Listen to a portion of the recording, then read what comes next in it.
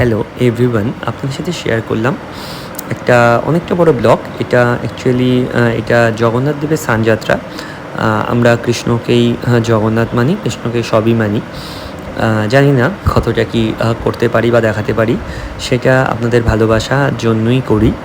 যাই হোক, এই জন্যই বলা হয় তর্কে বহুদূর, বিশ্বাস যদি করেন তর্ক হতে থাকবে। বিশ্বাস করুন, ভগবানের নাম জপ করুন এবং ভগবানের সাথে থাকুন, জড়িত থাকুন, অনেক কিছু হয়।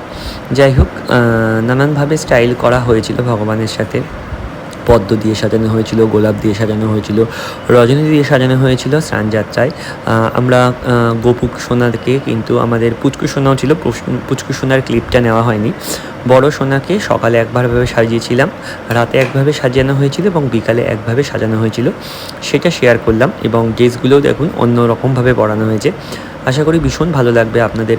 আমরা জবা ফুল দিই না কখনো ছোট্ট গোপুর গায়ে, কারণ জবা ফুলের না একটা আলাদা না স্মেল আছে। মানে আমার কাছে মনে হয় এই জবা ফুল বলুন বা ওইটাকে কী বলে যেন, ওই নীলকণ্ঠ ফুল তো বিষাক্ত।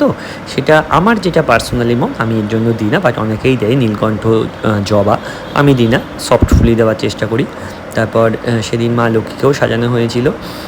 পার্ট বাই পার্ট পুজো করা হয়েছিল, যেমন সকালের পুজোটাও শেয়ার করেছিলাম, রাতের পুজোতেও আলাদা রকম স্টাইল করা হয়েছিল।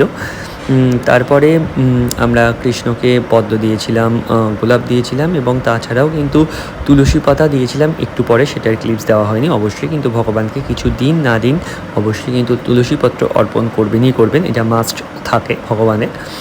আর এই ঠাকুরকেও আমরা তিনভাবে যেহেতু সাজিয়েছিলাম, আপনাদের সাথে তিনটেভাবেই ব্লগ শেয়ার করলাম।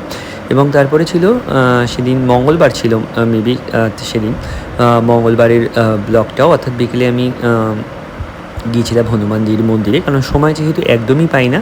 যেইটুকুন সময় পাই, অ্যাকচুয়ালি আমি কাজ থেকে এসে দৌড়ে গিয়েছিলাম, কারণ মন্দির বন্ধ হয়ে যাবে।